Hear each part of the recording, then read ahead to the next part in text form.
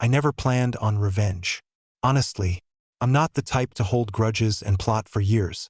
I'm more the girl who cries into her pillow for 3 days, then gets up and moves on, pretending nothing happened. But with Lena, it was different. Probably because Lena was my best friend. Since childhood. We went to kindergarten together, were scared of the first school bell together, took exams together, celebrated our first victories together. We knew each other's secrets. She knew I was afraid of spiders and that my dad left my mom when I was 13. And I knew she still slept with a teddy bear and that her mom drank in secret. That kind of friendship doesn't break in a day. But it breaks in one night. One night when Dennis didn't come home. Dennis was my boyfriend. We'd been together for 2 years. 2 years. Can you believe it?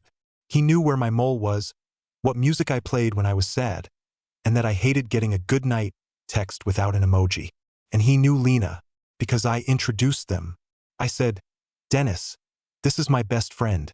She's like a sister. Be nice. He was nice. Very nice. Too nice. But I didn't notice because I was an idiot. Because when you're in love, you don't notice anything around you. You only see his smile and his eyes. Everything else is just noise. That night he didn't come home, I didn't sleep. I called him 43 times. He didn't pick up. I called Lena. She didn't answer either. I texted both. Where are you? I'm worried. No response. By morning, I had already buried them in my head. I thought accident, disaster, something terrible. I even called hospitals. Nothing. 10 in the morning, Dennis came home. In a wrinkled shirt, smelling of someone else's perfume. He said he'd been at a friend's. Which friend? Sergey. Sergey was married with kids. They played poker until dawn. I believed him, because I was an idiot. A week later, a friend from another circle sent me a screenshot. It was an Instagram story. Lena had posted a photo, 2 cups of coffee against a sunrise. The caption, the best night of the year. And in the reflection on the coffee pot, you could see a man's shoulder in a striped shirt. Dennis had 2 of those shirts. I'd given them to him for New Year's. I stared at that photo and couldn't breathe. My chest felt like someone was sitting on it. I looked at it 10 times, zoomed in, examined every detail. Then I went through Dennis's phone while he was sleeping. I knew the password, my birthday. Idiot. I found the messages. With Lena, they'd been texting for 3 months. 3 months. They laughed about me, discussed my habits, my clothes, my job. Lena wrote, she's so boring in bed, don't you think? And he replied, haven't noticed in a long time. I sat in the bathroom at 3 in the morning reading their messages. And I cried. Silently. Just tears streaming down my face. And I couldn't stop them. I felt betrayed twice. 2 people closest to me decided I wasn't worthy of their honesty. That I could be lied to. That I deserved to be laughed at behind my back. I didn't cause a scene. Didn't yell, didn't throw things, didn't post screenshots. I just packed a suitcase and left. Left a note. I know everything. Don't look for me. Dennis called, texted, came to my mom's place. I didn't answer. I went to my aunt's in another city for 2 weeks, changed my number, deleted all social media. I wanted to forget it like a nightmare. And I almost did. Almost. But 4 months later, I got a message from a mutual friend. He wrote, Lena is getting married. You're invited. She asked me to tell you she wants you to be her maid of honor. I laughed. No. First I just stared at the screen blankly, then I laughed. Loud, hysterical, so that the neighbors probably got scared. She wanted me to be her maid of honor. The same Lena who slept with my boyfriend, who laughed at me in their texts, who stole 2 years of my life. She wanted me to stand next to her in a pretty dress, smile for the camera, and wish her happiness. The audacity, the unbelievable, monstrous audacity. My first instinct was to tell her to go to hell.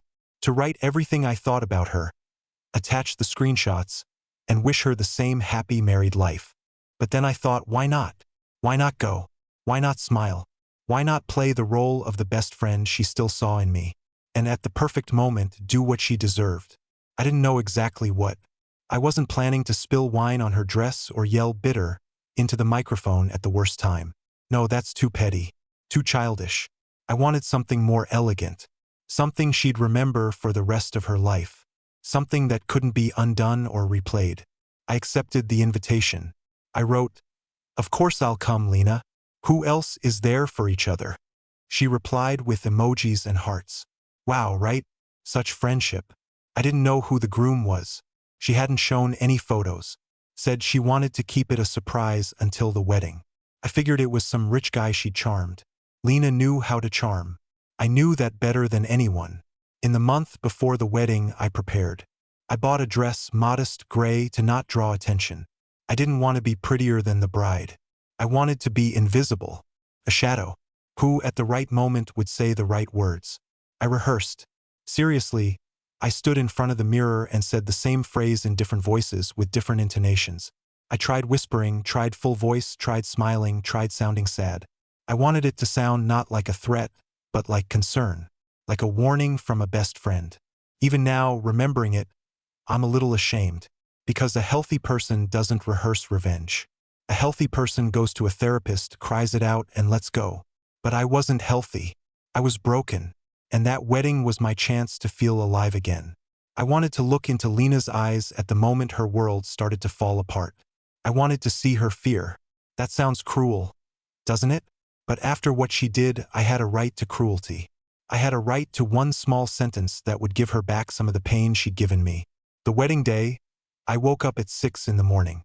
I barely slept. My heart was pounding like crazy. I put on my dress, did light makeup, just mascara and lipstick, no foundation so you couldn't see if I sweated from nerves. I got to the registry office an hour before the ceremony. Lena was in the bridal room with the makeup artist and photographer. I knocked. She opened the door and threw her arms around me. Kate, you look so beautiful. Thank you for coming. I was so afraid you were still upset and wouldn't come. Upset. She said, upset. Not that you found out. Not that you're angry. Upset. Like I'd forgotten to wish her a happy birthday. I smiled and said, Lena, what's there to be upset about? You're my best friend. I'll always be there for you. And I said it sincerely, because at that moment I really was there. There to destroy everything. We had champagne. She told me about her dress. White, poofy, off the shoulder. About the cake 3 tiers with raspberry filling. About the honeymoon in the Maldives. She was glowing with happiness. I looked at her and thought, you have no idea what I'm going to tell you in an hour. Then the guests arrived. About 50 people. I didn't know anyone except a couple of mutual acquaintances. Everyone was smiling, hugging, giving flowers. I stood off to the side and waited. I waited for the groom. I was curious who the lucky guy was who'd fallen for her smile. I pictured him bald, fat, with money trying to compensate for lack of brains. But when the door opened and the groom walked in, I couldn't breathe. No, he wasn't fat. Not bald. Not old. He was about 30. Tall, dark hair, attentive eyes. Handsome. Very handsome. But it wasn't about his looks. It was about his expression. He looked at Lena with so much love and at the same time so much sadness that it made me uncomfortable. That's how people look when they're about to do something important and terrible. Like he knew something no one else did. I walked up to introduce myself. I'm Kate, Lena's friend. Maid of honor. He looked at me with a long stare and said, I'm Max. I've heard a lot about you. Lena says you're like sisters. I nodded. Inside I was boiling, but outwardly I was as calm as a snake. Yeah, sisters. Only some sisters have weird ideas about what you can do with another sister's guy. He didn't understand. Or pretended not to. He just smiled and walked away to the guests. The ceremony at the registry office went by in a blur. I stood next to Lena, held her bouquet, smiled at the photographer. She was beautiful. I can't deny that. In her white dress, with the veil, with those silly flowers in her hair, she looked like an angel. Only I knew that under that shell was no angel at all. When the registrar said, I now pronounce you husband and wife, Lena cried tears of joy. Max kissed her. I looked at him and again noticed that same sadness in his eyes. Something was off, but I brushed it aside. I had my own plan, and I couldn't afford to get distracted. Then came the reception. Fancy, with white tablecloths, live music, and a giant loaf of bread. Everyone drank, ate, danced. I sat at the table across from the newlyweds, waiting for my moment. The moment came when the official toasts ended and the open mic began. People got up, took the microphone, said something from the heart. I waited for Lena's third cousin, then her coworker, then her neighbor. Then, as there was a small lull, I stood up. Lena, Max, can I say something? Lena beamed and clapped her hands. Of course, Kate. You're my maid of honor. I walked up to them, took a glass of champagne, looked at Lena, then turned my gaze to Max. And then I noticed something strange. He was staring at me, without blinking, with an intense, almost pleading look, like he knew what I was about to say and wanted me to say it. That threw me off. I hesitated for a second. Then I pulled myself together. I leaned close to Max, so close that no one else could hear. And I whispered, "Did you know that your fiancée is still seeing my ex? That she slept with him behind my back for 6 months while I thought she was my best friend? Are you sure you want to spend your life with her?" I said it, the thing I'd rehearsed hundreds of times in front of the mirror. My heart was racing. I waited for his reaction. But what happened next? I couldn't have imagined in my wildest dreams. Max didn't go pale, didn't widen his eyes, didn't flinch. He smiled, wide, genuine, with so much relief that it looked like a ton of weight had fallen off his shoulders. And he whispered back to me, "I know. I'm the one who brought you two together." I froze. The glass fell from my hand and shattered on the floor. Lena turned around. "Kate, are you okay?" I didn't answer. I stared at Max and couldn't believe my ears. He continued, whispering so no one would hear. "Not here. Let's step out. 10 minutes, in the storage room behind the kitchen." And he walked away. I stood in the middle of the hall with broken glass at my feet, feeling the world turn upside down. What did he mean? "I'm the one who brought you together." What did he mean? I know. He knew his fiancée was cheating on him with my ex, and he married her anyway? Or did he not marry her? Was this not a real wedding? My brain refused to process. I apologized to the guests for the broken glass, wiped the champagne off my dress, and sat back down. He watched Max. He winked at me. Winked. At his own wedding. What the hell? 10 minutes felt like an eternity. I counted seconds. Lena was saying something to me. I nodded without listening. Finally, Max stood up and said he needed to talk to the chef about the cake. I waited a minute and slipped out after him. The storage room behind the kitchen was a tiny space with boxes, chairs, and a coat rack. Max was already there. He closed the door behind me and said, "Sorry about that. I didn't plan to do this today, but your question changed everything." I stared him down. "Explain. Now, what do you mean, I brought you together?" He sighed, pulled out his phone and opened a photo. It was Dennis, my ex, and some other man, in a restaurant raising glasses. "That's Dennis, yes. We worked together at the same company 2 years ago. I knew him as a serial cheater. And when I started dating Lena, I quickly figured out she was the same. She was cheating on me. I knew it. I hired a private investigator. He tracked her contacts, her messages, her meetings. Turns out she had 3 lovers, including Dennis. But I needed proof to end things without a scandal and without losing money. We signed a prenup. If I prove infidelity, she gets nothing. And I keep my business. I needed a witness. Someone who'd also been hurt by her and by Dennis. I heard about you from a mutual acquaintance. About how you and Lena were best friends. About how she stole your boyfriend. I knew you didn't come here just to celebrate. I knew you were going to say something. I was waiting for it. I was praying you'd say it. Because your words are proof.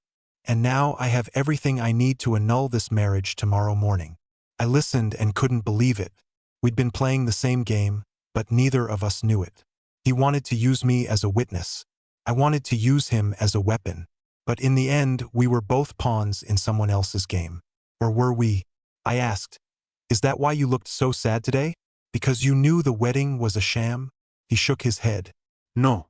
I was sad because I was afraid you wouldn't speak. That you'd change your mind.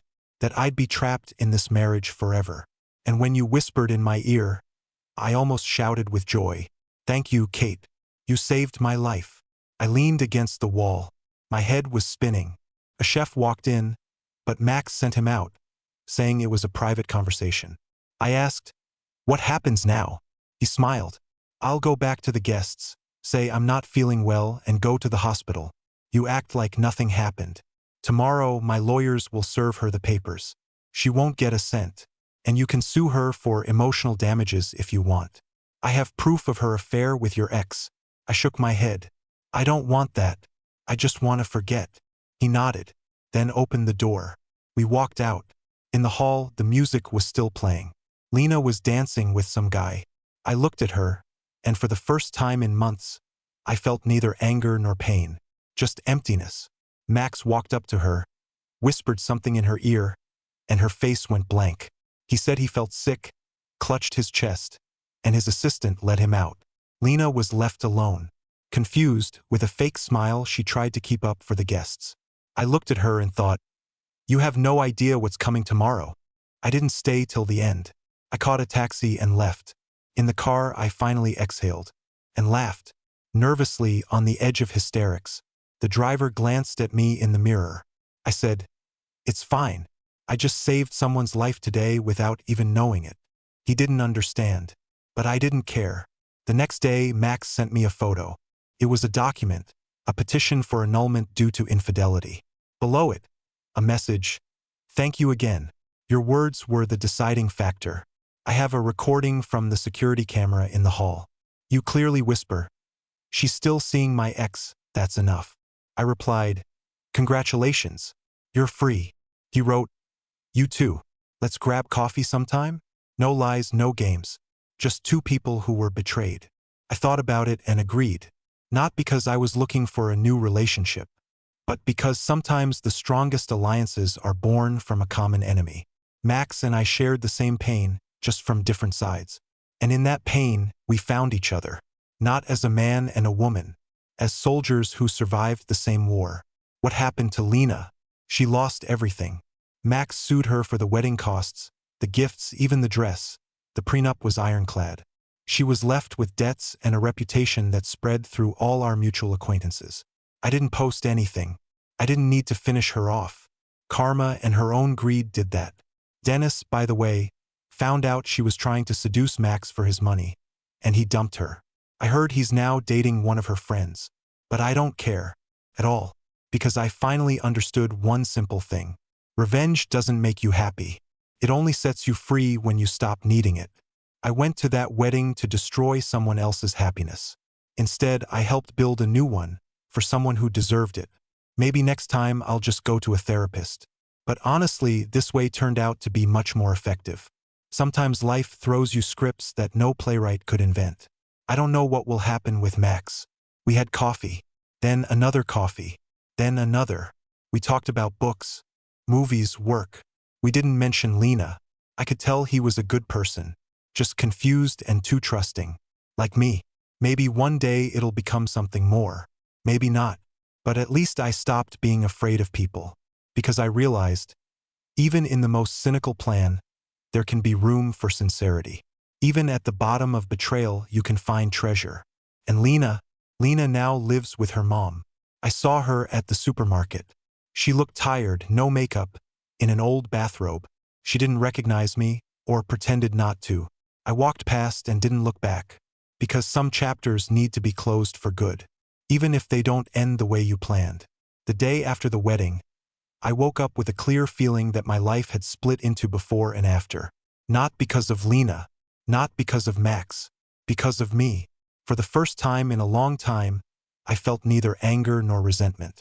Just a strange lightness, like someone had pulled out a splinter that had been deep under my skin for years. I made coffee, sat on the balcony, and just watched the city. Ordinary people going about their business, rushing to work, taking kids to daycare, walking their dogs. None of them knew that I had been part of the strangest wedding of my life. I didn't tell this story to my friends. Not because I feared judgment, but because no one would have understood it. How do you explain that you came to take revenge and ended up saving someone? How do you say that your enemy turned out to be not an enemy, but an ally?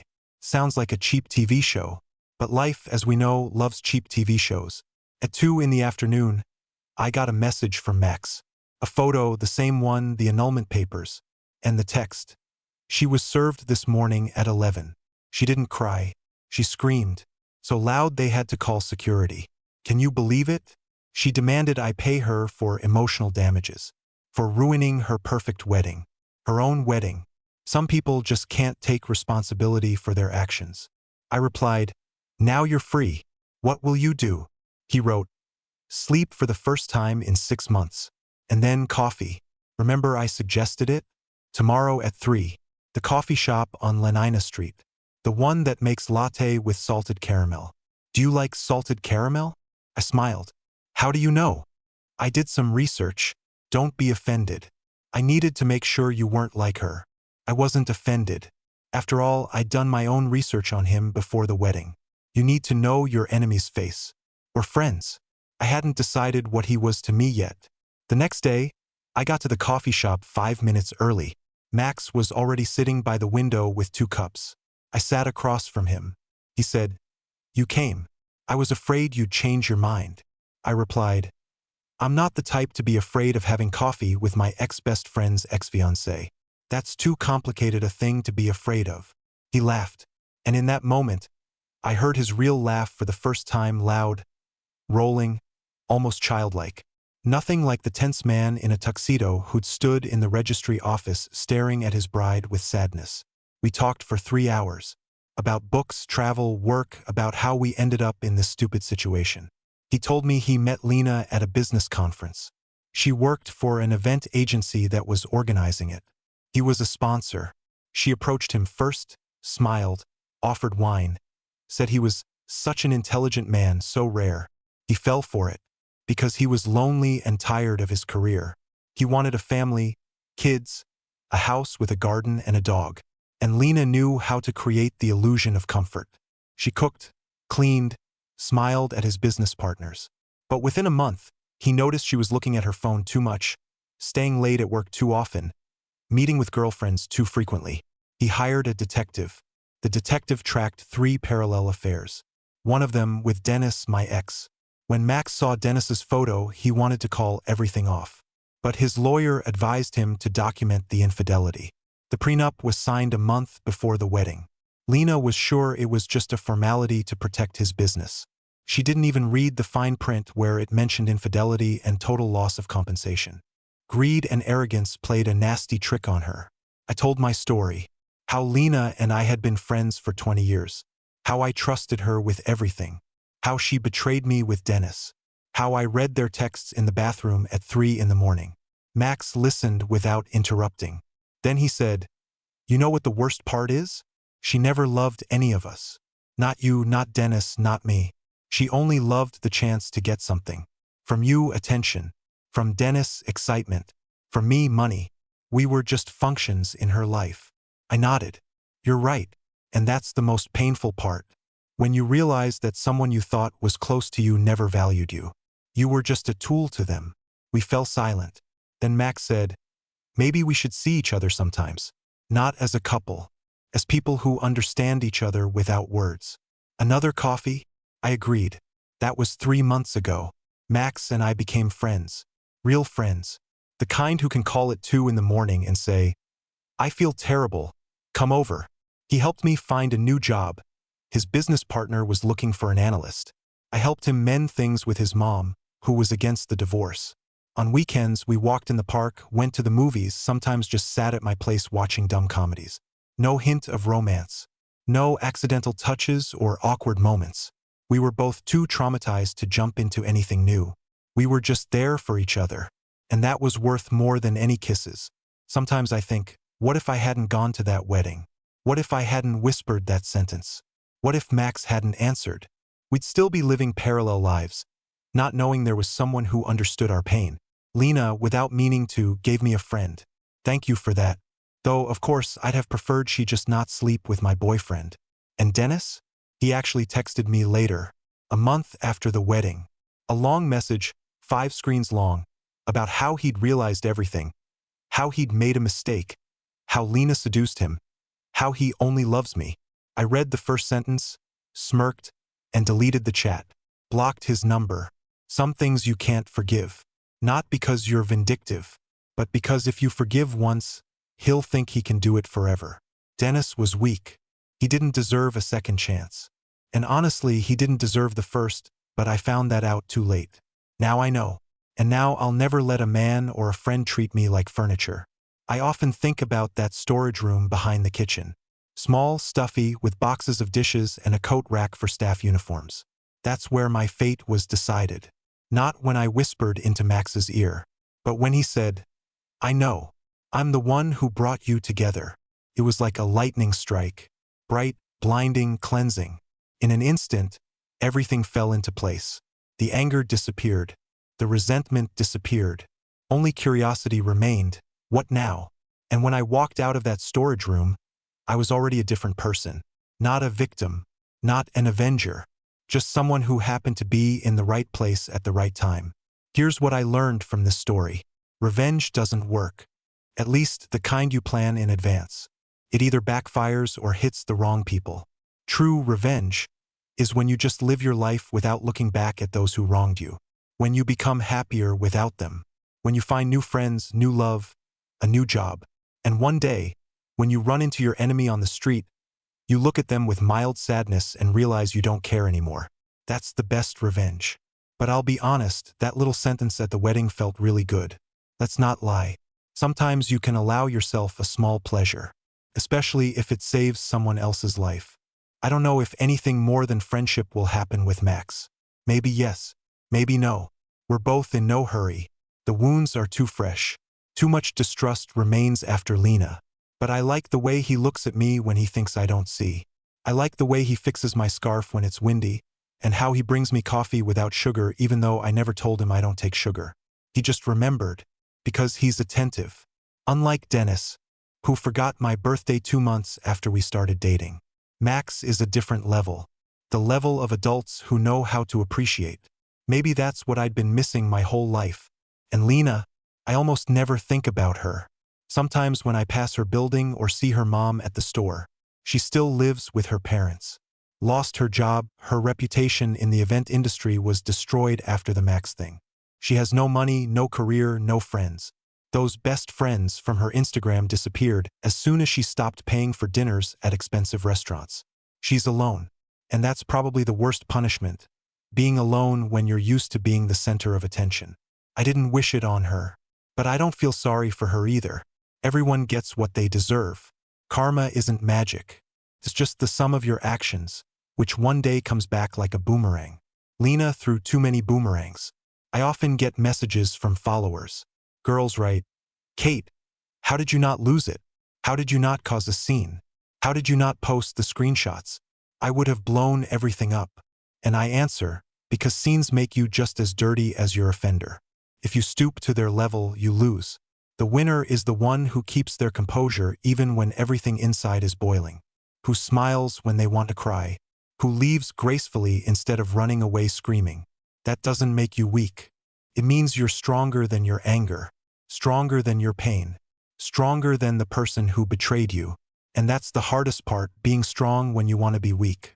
But that's exactly what separates winners from losers. I don't know who's reading this right now. Maybe you've also been betrayed. Maybe your best friend or your boyfriend did something awful to you. Maybe you want revenge, want to hurt them, want them to suffer. I understand. I've been there. But trust me, the best revenge is your smile. Your success. Your new happiness that has no room for them. Don't waste your energy on people who don't even deserve your anger. Anger is fuel, but it burns fast. Love is renewable. Invest it in yourself. In your career, your health, new people. And one day you'll wake up and realize you don't care anymore. And that is the sweetest victory. Thank you for listening to this story to the end. If you want to hear another one, about how I won a lawsuit against my former boss who tried to steal my idea, drop a like on this video. When we hit 1,000 likes, I'll record the next one. I also have a story about my grandmother, who at 80 became a blogger and started making more money than all her grandchildren combined. It's not a drama. It's funny and inspiring. I'll tell that too if you're interested. Subscribe and hit the bell so you don't miss new videos. They come out every Wednesday. Stories you can't look away from, that's what we do here. And remember, no matter how deep the betrayal, the world is always bigger than your pain. There's room in it for new friends, new love, and new chances. You just have to take the first step. Like I did when I agreed to that coffee with Max. See you in the next video. Bye.